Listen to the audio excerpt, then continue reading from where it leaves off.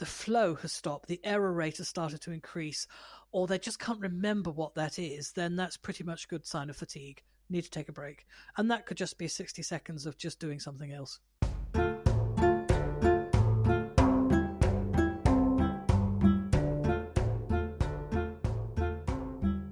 Welcome to Learning About Dogs, a podcast for people who love learning about dogs. I'm Sue McGuire, the manager of a canine behavior program at a small nonprofit animal shelter just north of San Francisco, and with me is Kay Laurence of Learning About Dogs in the UK. Today we will continue our discussion, a multi-part episode podcast about the concept of clean training. So if you missed the previous episodes, go ahead and hit that rewind button and take a listen. You won't be sorry. Continuing on with clean training. In our previous episode, we talked a lot about some of the elements of what we consider to be on your clean trainer checklist. We talked about reinforcement patterns. We talked about engagement. We talked about letting your learner know the reinforcement pattern for a particular behavior. And does that reinforcement pattern complement the behavior? And we talked a bit about cues. I know that we can do multiple episodes on cues, but let's talk about, looking at when you are engaging with your learner. How do you observe? What other skills should you have in terms of being able to observe your learner? And are they needing a break? Are they not understanding, et cetera? Mm-hmm. Talk about that a little bit. I certainly think the focus that we get from the dogs, the connection, call it what you like, it's not a switch, it's not on or off. There is a connection to some degree all the time. And if that connection needs to escalate because I want to give over more information, then I need some way of actually saying, at this moment in time, what you and I are doing together is more important than everything else in the environment. I would need something that has to say this is starting. So if I was teaching a dog to do something like stand on a platform or go to a target, at that time, that's all I want the dog to focus on. So this is, if you like, we call that a training session, a learning session. I would have an open session cue, which says we're training. This is normally always thrown food, so I can check the dog in this environment is able to disconnect from the environment and reconnect to me. And just as equally, when I need to take a break because the phone is rung or because somebody wants to talk to me, I would also be able to tell the dog, take a break. You can rest for a while I just deal with this. So one of the, again, a dirty habit is to be training the dog and you're face-to-face while the dog's going to a target, mark it, come back. And just as it's coming back to you, you turn off the dog to hold a conversation with a person. Or you turn off the dog to get your phone out of your pocket. Without giving a bio leave to the dog, excuse me, just a moment, can I deal with this? Now, even if you're talking to a person, I've had more than one person that I am teaching actually answer the phone and start texting in the middle of me teaching them, at which point I leave. Oh, sorry, and if I had to take a phone call, I would say, I'm very sorry, I need to take this call. Would you excuse me for a moment? And it's up to the person that I'm talking to say, yeah, sure, you go ahead. I'll go and deal with something else. You don't just say, screw you, I'm taking the phone call, or, yeah, I'm walking away from you while I talk to this other person. So very much in class, I often coach somebody from standing behind them to stop them trying to talk to you. See, I told you, he wasn't doing this very well, but I don't know, blah, blah, blah, blah, blah, blah, blah. And the dog's standing there going, have we just ended this conversation? I don't know. And this is often one of the things that becomes very disconnecting for the dog. And it usually when you see somebody complain that, oh, well, he sort of loses focus halfway through, it comes because the person is a poor at actually walking away from the dog or taking their focus off the dog without any cues to the dog that you can take a break. And a break only might be 15 seconds, but you need a way to say to the dog, take a break for a moment. I just need to deal with this. I need to write some notes. I need to turn the camera on. I need to switch the camera off. At the moment, I'm going back to be person around the house. You can do what you like. But when we want full focus from you on your learning, I need some way of saying to you, at the moment in time, I want full focus. So what does that look like for your training sessions? What might it look like? So when I'm practicing a routine for freestyle, Here What's Music, often you have to set the music to start. We go to the middle of the ring in a competition environment and we hold that first pose. You wave your hand in the air and the music starts. So I'd have to set up my CD to give me like a 10 or 15-second pause while I go to the middle of the room, get the dog ready, pretend to do the hands up, and the music comes on. So we're standing there in the pause and it's now 30 seconds. And I go, oh, good Lord above. And I have to go back and reset the music machine. And the dogs just sort of, sit back and fold their arms and go, uh-huh. And I thought, how do the dogs know that I'm going back to reset the music machine? And how do they know that that's not part of the music? So it's something to do with their energy. When we're training, we sort of have a more gathered intensity. And when you take a break, you sort of let it all go and you lose your energy. And the dogs are super good at picking this up. So prey and predators often live side by side, but they're not always being chased and the dogs are not always trying to kill them. So the dog can actually mosey around a field of sheep and the sheep will just carry on grazing because they recognize whether the dog is in predatory mode or whether the dog's just browsing, eating sheep poo as it goes around. And you see the wolves do the same. If they're full, they would just trail on past the deer and the deer just go, they're not going to kill us today. So how do they know? It's about that innate animal sense of what the rest of the environment is doing around you. So my dogs were able to pick up, here we are, we're training, and you're going to do this, and I'm going to feed you for that, I'm going to do this, I'm going to feed you for that. Oh, there goes the phone again. And it's not just the sigh, it's that whole change in your energy whilst you go away and deal with that thing. Now, the young dogs find that difficult to pick up. My experienced dogs get the difference between I'm going back there to mess around with the music and we're actually training. So a young dog doesn't need to learn this the hard way. They need you to be clear that I often don't train on lead, so I will put the dog back on a lead if I'm going to on a leash if I want them to take a break. If I'm doing a demonstration with a dog, I'll nearly always put my hand in their collar so they rest at my side when I'm talking to their people. And then when I take my hand out of the collar, we're back on a one-to-one. And then if somebody's talking to you in the middle of training the dog, I absolutely will not take my eyes off the dog. I will ask them to go back on the lead, you take a break, and then I'll talk to the person, which is pretty effective at stopping them doing that again. Because if you're in the middle of training a dog, somebody shouldn't try and have a conversation with you. Just equally, if you and I are having a conversation, somebody shouldn't walk up and go, excuse me, Sue. They should stand nearby and wait for us to have a natural gap in the conversation and you give your attention to her. But look how many table staff just walk up and go, hi, when you're actually talking to the other person. No, we don't want to be interrupted at this moment. Go away. Quality table staff will look for the moment to come up when there's a natural pause in the conversation. And we should teach the dogs. My favorite breakfast place has excellent table staff. And that's why I go there. Other than the food's really good. Yeah. So in a training session, you have an open session queue. Yes, we're starting. An actual queue. Wow. We're starting. Yeah. Wow. And I need to take a break. Then the second point then is if I've got the dog that's working at its best to try and work out what you want to do here, and the flow has stopped, the error rate has started to increase, or they just can't remember what that is, then that's pretty much a good sign of fatigue. Need to take a break. Yes. And that could just be 60 seconds of just doing something else. And how does that not turn into, I recognizing that fatigue is smart training, but I struggle with sometimes feeling like is that a punishing thing to ask my dog, we're going to take a break right now? Well, no. I mean, anytime, say I'm training, I probably wouldn't train any one dog for more than 20 minutes tops. I don't go 20 minutes, minute after minute after minute after minute. There's lots of breaks in that 20-minute session. Sometimes I need to look at my notes to see what I want to train next. I need to go and get a prop, some target to set up. I might need to rethink how I'm going to do something. I need to sit at the table and take notes. We need to switch the camera on. So the dog is used to lots of mini breaks all the way through the session. It's not punishing. It's just, oh yeah, she needs to do person shit. Okay.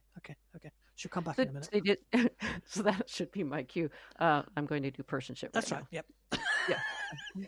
Person shit's got nothing to do with them, but they live with us, so they're used to us doing person shit. We'll bring new jargon in. Oh, absolutely. And then so obviously, then what I'm struggling with is there a creation of a cue that I need to take a break? Because I can't imagine a scenario where we would be working on something and me just abruptly turn focus away. I need to No, be able to, yes. yeah. How is that? What does that look like? I made the mistake with Mabel, who, I mean, should be 20 odd now, but she was the one that really opened up clicker training in the sense that I could do a demonstration with a border collie and a clicker, and people go, well, yeah, it's a border collie, so what's new about clicker training? But the minute you do a demonstration with a Gordon setter and it's clicker training, people are like, oh, okay, you know, a breed that's not the easiest considered to train. So she would...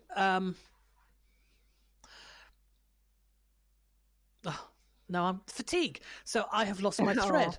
So if a dog's getting tired and you say, hey, let's take a break for a moment, they are not going to consider that as anything less than, oh, okay, let's take a break for a moment. But I made the mistake with her of training with food. And then when I wanted to take a break, I would step towards her and give her a fuss around the head. Now, she was a very affectionate dog and she loved tactile contact, but under those conditions, she would behave like I'd shot her with electricity. Yes, because the fuss meant the end of training. And it said, right, I'm done. So you have to be careful that your end of session cue is something that's no major change, but just the person needs to take a break for a minute, have a sip of coffee, look at their training notes. You ready to start again? Cool, let's go off again. So they learn to recognize this on and off situation. I think with youngsters, I might throw 2 or 3 treats to the floor, and then when their head comes back up again, I've started to be busy. Okay. Yeah, you know, I certainly teach the person's busy. You know, the adults are talking. You need to go and do things by yourself. Some people like to do a fixed position. So if the dog goes to their station or their crate, that means they can take a break. It's fair enough. Yep. Yeah. Just a very, very subtle communication of take a break. It's not. Yeah, but you need to be clear. It shouldn't be abrupt. Head flipped. Yeah. Okay. And then you're ready to start again. And then let's say that you are done with that particular session. So it's not just to take a break. It's we're going to put the equipment away. We're going to put the notebooks away. What does that look like for your training session? By the time that I think my dogs seem satisfied. Because I'm usually changing dogs. Oh. If I'm training 3 dogs, 2 of them don't get anything more than being shunted out and the next one trained in. So it's not like we get to play at the end. You know, you don't have the others waiting whilst you play with the first dog, because they're going to go freak out if I start having games with the first one while they're watching. But they're quite happy to sit and watch me do food training, a bit of a chase here, catch there, bit of this, bit of that, and then they're all done. And now the other ones are coming in. So they'll tend to go out and go, cool, that was cool. I enjoyed that very much. That was quite good fun. Now I can watch her do it. Yep. So, you know, and I go in order of the youngsters first because they're the ones that need their attention first. And then they'll rest quietly while they spectate the others training. Well, I think then as the dog matures and understands, they understand the routine. They understand that's like, okay, yeah. I mean, some people like to play at the end of a session, but it's never been practical for me to, because I've always got spectating dogs, to just burst into play with one dog and not have the others play. Yeah. But something that says, okay, I might ask them to have a hang around as a group, and while I finish the pot of treats and I'll toss them across the training area and they can go and search for them. That might be the end of session. Yeah. Okay. So sometimes what I'll do when I'm working with my youngster is one of my other dogs will often be present because she likes to observe, and I will give her what I lovingly call participation cheese. That's right. Yeah. Yeah. Thank you for being present, and paying attention. And she does. She just sits there and observes. And some in mine get a random bit every now and again. The watchers. Yeah. But they're behind the puppy gate, so they can do what they like out there, and wait for random pieces. But I personally have never been able to train one dog and then keep reinforcing the other dog for lying down. I can't split my focus between 2 dogs. But separately, I would train them as a group to go and sit on their stations, and here's one for you, and here's one for you, and here's one for you, and here's one for you, and one for you. But that's a different sort of setup. Yeah. So you're not going to be training 10 otters anytime soon? I can do 7 dogs that just sit. And that's it. Yeah, I see some of that stationing work, and I go, okay, that's impressive. Yes.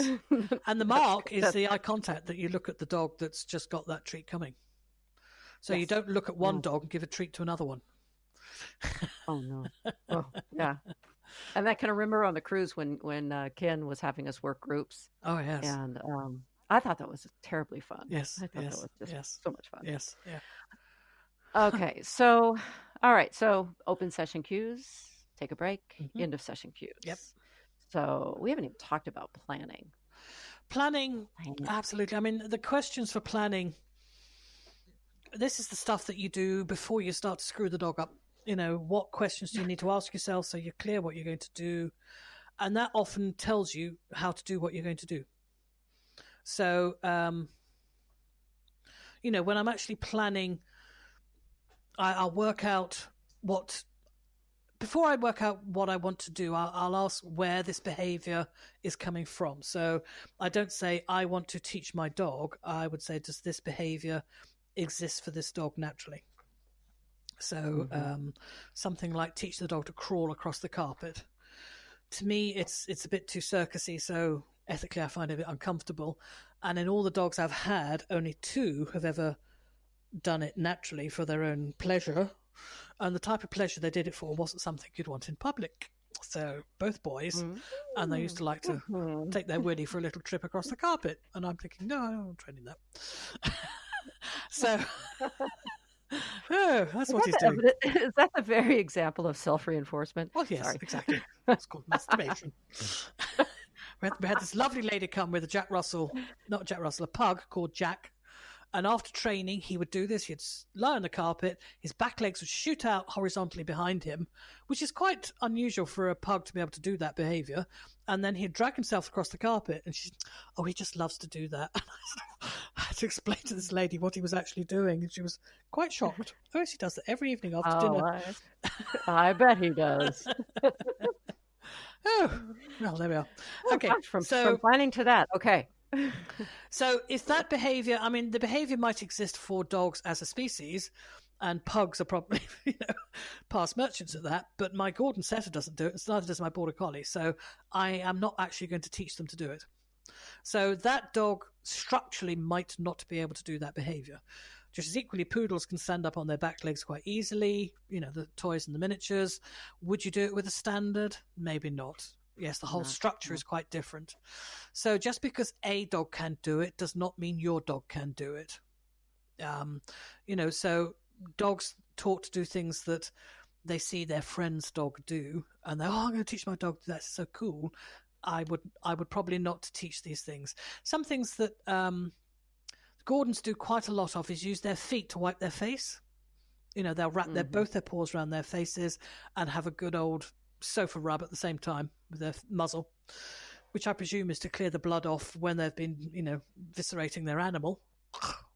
I hardly ever see the Border Collies do it. So what a dog does is not necessarily what all dogs do. And we've struggled with this in search and rescue, where the indicator has to be the dog bark. Oh, this dog doesn't bark. What do you mean it doesn't bark? It'll only bark if it's in a fearful state. So why would I actually want to do that on an indicating behavior? Same as sit. Merrick hardly ever sits. So why would, if I had my heart set on doing something like obedience, where the dog's got to sit to heel, sit to present, sit for this, sit for that, I really would be asking her to do something that's probably not physically comfortable for her. So my first question is, where does it exist naturally? And if it exists naturally, what is the natural reinforcer for that behavior? So if you've got a dog that does a lot of sitting, what are they getting out of it? Why do they keep doing their sitting? So I'm not going to use Jack's natural reinforcer to get a dog to crawl across the carpet. That's not what I'm going to go. But I could easily look at why would a dog move backwards if it's standing in front of me and I want to teach the dog to walk backwards. Does that behavior exist naturally? Yeah. Yes. What's the reinforce the dog will get from that? It's probably because they can actually see something better if they're further away from it. So I might use the conditions under which the behavior happens naturally to align my reinforcer with those same conditions. And also, a clear description of the behaviour. I often get people going, "Oh, and I want him to do blah," and I go, "What does that look like?" Well, it's sitting pretty, and I go, "I don't know what's sitting pretty." Well, begging, or resting your head on your leg and drooling. No. Where they sit and their front end goes up and does this, that, and the other. Oh, right, that's what you mean. Well, then that's what you need to be clear about. What it is, what it looks like. Somebody wanted their dogs to do it as part of a drama thing, was to turn their back towards them and then scruff their back feet out like they're just blowing them off, like after dogs have urinated or marked. Does this dog do it naturally? No, but I've seen my mother's dog do it. And it is quite a mature behaviour, and it might not come in on a dog until they're probably 2-3 years old. Some dogs do it daily. Merrick is particularly good at doing it when she's pre-season. So I notice it escalating quite a lot, and I think, oh yeah, she's due in season. So there's must be something about doing it that's part of transmitting availability. I don't know. So she wanted to teach the dog to do this, to dry its feet. I'm going, okay, I don't think the reasons for doing it are going to be compatible, apart from the fact that the amount of energy that she puts into doing this would send your doormat flying back out the house again. It's not a little rub. It is a good old, let's kick that grass out of here and make it fly 20 foot behind you. It's quite an energetic behavior. It's very satisfying for them as well. So a good, clear description. Do you want your dog to rub their feet or scratch it violently out the back? I think also then, what's the function of the behavior? So if we are not lining up with, so we have a behavior that exists naturally, like that back foot scraping, and then we want to use it for drying your feet when you come in, the functions are completely different. One is a very aroused situation where the dog is quite vigorously scooping out the ground behind them, and dogs and bitches do it just as much. And then you come in and you want them to dry their feet, which would be far more relaxed. Yes, the functions of doing those two things are quite different. So when we try and teach them to do that and we're not aligning with the function, it often can put the dog into conflict. The classic one has to be a sit for greeting. Dogs rarely sit to greet another dog. So this is a man-made desire that all obedient dogs should sit. Oh, but I haven't seen you for 8 hours. I don't care. I want you to sit because obedient dogs always sit. Yes, but you're all excited because your visitors that you come in, you haven't seen them for ages, and I'd like to be part of the party. Sit. And the poor dogs are just suppressed from being aroused because at this time, I don't want the dog jumping on me. I don't want this. I don't want that. It's all about what the person wants. Yeah. And then the sit becomes really, a situation of conflict, and the dogs are like, okay, I don't know what I've done wrong, but I'll sit here. And then you start to greet and they get all excited all over again, and it's like you go around on this constant roller coaster of having to overload the number of reinforcers needed because the sit function is completely at odds with why you're asking the dog to do it. Exactly. So yes, what's the function of this behavior for the dog? Again, so you want to know all of this stuff prior as part of your planning process. Yeah. I have a list of, I don't know, 8 or 10 questions. And if I haven't done my behavior profile of why you're doing this, where does it exist? What's the reinforcer?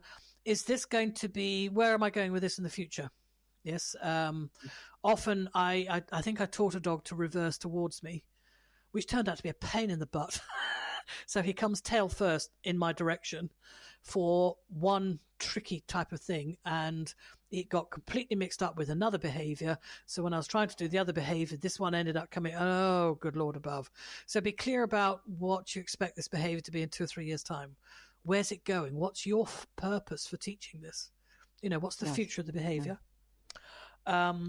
Is this going to be part of other behaviors? So say I'm going to ask my dog to go to bed. Would they go to their bed to settle down, or would they go to bed to do other behaviors when they've got there? So going to bed is a different behavior than going to stand on a platform. Because if I ask my dog to go and stand on a platform or a target mat, they would stand there poised for action. But that's not the same as going to bed. And I wouldn't want the dog to go to bed and be poised for action. Going to bed is about lights out. It's not about waiting for something exciting to happen. So yes, we need. So that goes with planning out what you want your various object cues to represent, or your platforms, or your beds, or So all that. I like to teach the dogs to do heel work to music. So I have behaviors that are locations. I'll be stand on my left, stand on my right, stand on my right, but have the tail out front. So I have different places. Now, if I want the dogs in the future to be able to move between one location and another, I need to have a cue that tells them how to do it. It's not just be here, then be there. So if I want you to go to Newcastle, I would say Newcastle by train, or Newcastle by air, or Newcastle by boat, or walk, or whatever, not just go to Newcastle.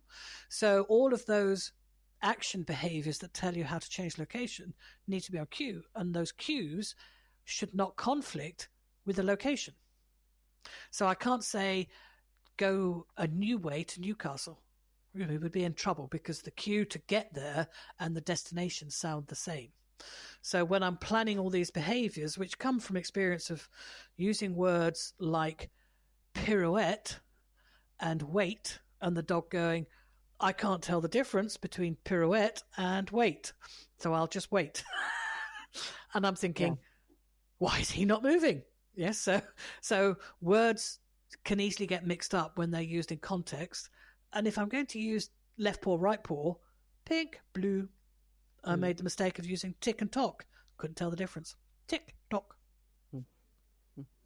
So, all that way through, you're looking through your, if I find a word that's going to be phonetically cool, and there's certain words that are not phonetically cool, don't just use them because it sounds, sounds good to do it. Words that begin with L's are bad phonetically. Mm-hmm. So you'll have this kind of all mapped out, and then that's and only then will you'll start. But do you sit there and just mull it over and then? Mostly when I'm sitting behind the wheel of the car. Oh, So you do more dog training when you're not training the dog. Oh, so the training of the dog part is the easy bit because all the planning's done ahead. So don't get on the job and then go, oh dear, I should have not done that. Oh, I shouldn't have taught that. Yeah. Oh, I shouldn't have done that at this point. Because it's the dog that you're screwing up, or for a little bit of lack of forethought. Yeah. Do you write your plans in your journals a lot, or? Yeah. And another ethical question is, I want to teach this. Is this going to be a benefit to the dog? Yes. Or how is this going to benefit the dog? I'm not just going to teach it because it's nice to teach or because I'm good at teaching this. Is this going to be a benefit to the dog? One of the things that I'm seeing lately that is dogs hugging dogs. Ooh. Yeah. Yeah. It creeps me out for one thing. There's another one where in freestyle, people like to have the dog wrap its legs around your leg. So it sits by the side of you and the dog hugs your leg. And I'm going... Ooh, I wouldn't do that with Jack the pug. I think he would be humping your leg a bit too fast. Oh, I never thought of that. Yeah. In freestyle, there used to be the one where the dog would be behind the handler and the dog would put their front paws on the handler's waist. Yes. Yeah. And the handler then would walk along with sort of jazz hands and the dog would basically walk along behind them.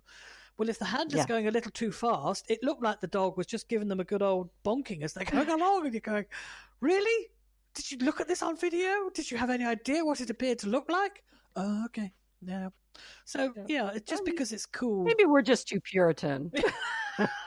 I'm lucky. I really don't think you should be doing this in public. This was not a good one for public.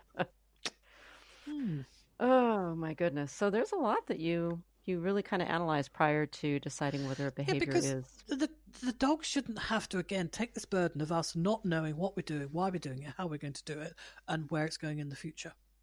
It's the same as if you're going to write a computer program. Oh, I'll just have a go at it. And then a year later, you're having to do all these fixes and workarounds because you didn't plan for what happens when the clocks go forward an hour. Planning is absolutely essential. If you're not planning and preparing to do it, then you really shouldn't be picking up your treats and clickers. Something you said to me a couple of days ago was, you don't have to plan for 3 years. You have to plan for the next session. And I mean, have a grand plan, have a grand structure. Yeah, have a long-term plan. Yeah. Yeah, but be willing to left, right, forward? I mean, at the moment, we've got a heel work training course on, and every person on that course is teaching heel work for different reasons, or they're teaching them for slightly different rules because they're in different countries. That changes how you teach what you're going to teach. So you can't put this recipe out. This is how you teach heel work. No, I don't think so. Not in this environment. Not for this dog. Not for this person. Oh, okay. So then you have to go a bit further upstream and have a look at what are the components of heel work and how can these be adapted to the different outcomes that you're trying to achieve. We haven't even arrived at the whole business of cue hierarchy and whether or not you should really train eye contact. And what is it about that 3-second rule anyway? For more information and great reading from many contributors, go to Kay Lawrence's website, learningaboutdogs.com, or follow us on Facebook. And you knew I was going to do it, but here's my little plug. If you're looking for a new canine friend in your life, do please consider your local rescue, animal shelter, or humane society. Thanks so much for listening.